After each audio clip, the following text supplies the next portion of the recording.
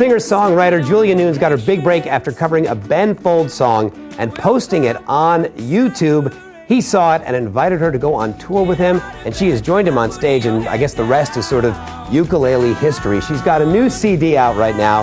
She's going to play a little something for us, but before you do, I never imagined using the words internet ukulele sensation in my career. How did all this come about, and did it take you by surprise? Yeah, it definitely took me by surprise. I wasn't intending to get anyone's attention at all when I was posting things on YouTube. It was for my friends and only my friends, and I just happened to get other people's attention. And you did. How would you describe your sound? Not a traditional sort of modern music instrument. I guess it's like happy rock. Happy ukulele rock. I like it very much. You just came back from the Sundance Film Festival. You're going out on tour. How quick did all this happen for you? Because all this, you go from being in your room sort of playing to the computer to hobnobbing at film festivals.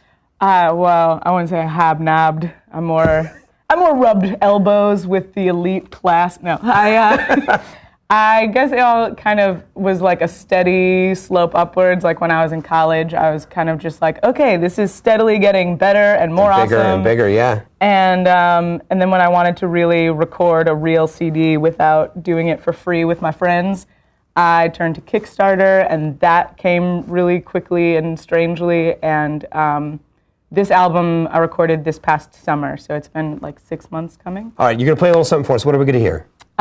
This is the song that I made a music video for, and I played on Conan O'Brien. It's called Stay Awake. Called Stay Awake? All right, here you go, Julia Nunes. Enjoy, everybody.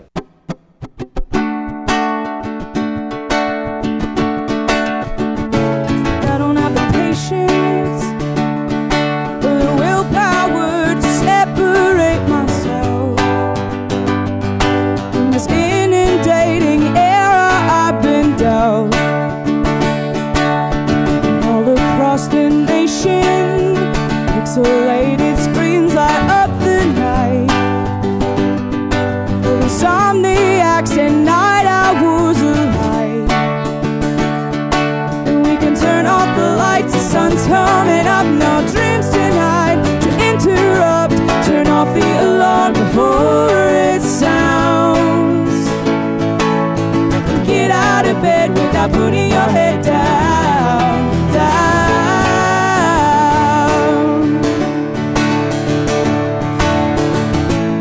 Closing my eyes real tight. The space between my lids betrays the light. So I'm up again, I lost the will to fight. Scrolling information pulls me in and holds me in a trance. Link to link, no, I don't stand a chance. Turn off the lights, the sun's coming up. No dreams tonight to interrupt. Turn off the alarm before it sounds. Get out of bed without putting your head down, down. Stay awake with me. In the darkness you will see what I've known all along.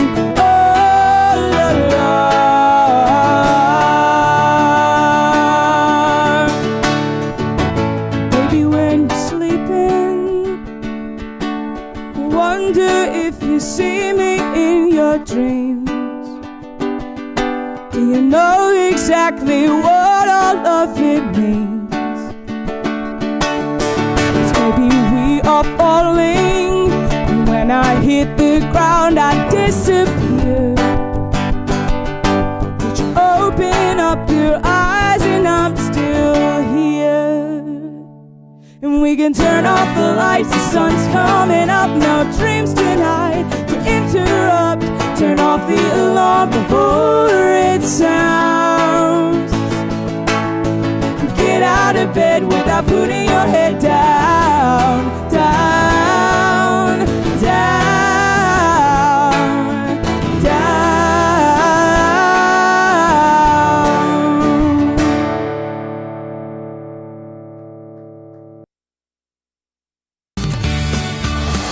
Welcome back to The Better Show, everybody. Time for Hot Topics.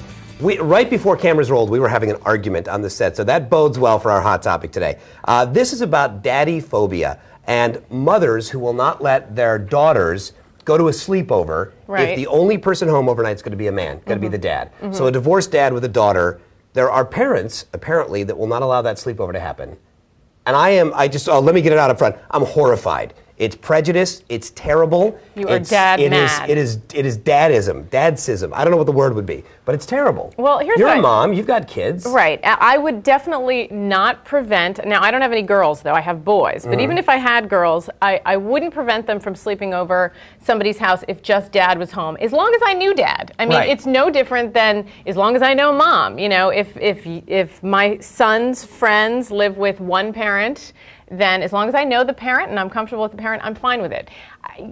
On the other hand, if I had a girl, I mean, I know that moms think this way because we're worrywarts. And so I think that thought might travel through my mind, like, a man, could my little girl be taken advantage of? That's terrible. That's like labeling dads pedophiles, right? Right. So I'm not saying I would prevent my child from going. I am saying if I had a girl, I might worry for a second, but not if I knew the dad. And yes, she could still go. Well, for sure, what it's about knowing the parent. Yeah. Right? Your kid shouldn't be sleeping over somewhere where you don't actually know the parent. But just the idea, Tracy, our executive producer, said that her husband does a lot of the child care, but that when kids come over, she will tell the other parents, well, my husband's going to be the one that's here. But I understand kind of giving them an out, and I don't understand that. Not an out, I don't understand it's just, that. I think it's horrible. It's not what's common. Usually, mom is home, and I think that's what other parents expect. So I think it makes sense that Tracy's just putting it out there, like, just so you know, it's my husband, it's not me. That's it. She's not saying. But I don't think her husband would put it out there. Out. I don't think her husband would put it out there. And by the way, it's just going to be my wife. He wouldn't have to, because most people expect that it's a mom. He wouldn't have to. And there's this bizarre double standard where we say, men aren't as involved as they ought to be, and men don't really do as much, and really the burden's all on mom. And then as soon as guys do, it's like, yeah, but you're a pedophile and I don't really want my kids spending the night at your house. Like, what do you want? We would like to be involved, but we need to be empowered and trusted, and rather than being treated like we're the biological extra person. But I think also, even for little kids, like, I think that my small child would just want to know. I would want to be able to tell them, you're going over to Susie's house, her daddy's home, or her mommy's home. Like, just to even inform my child. It's just information. It's not labeling necessarily dad a child molester, but it's just, I got to tell my child what to expect. But you would tell him that if it was just mom or just dad, right? You would say, hey, it's just little Bethy's mom tonight, right? Yes. Okay. Yeah. But you wouldn't prevent it. Would you seriously have the thought, if you've got a 8-year-old girl, would you seriously have the thought, I wonder what's going on. I wonder if I should send him to JD's house? No, I wouldn't have that thought if I knew the parent. If I didn't know the parent, I might have that thought. I might.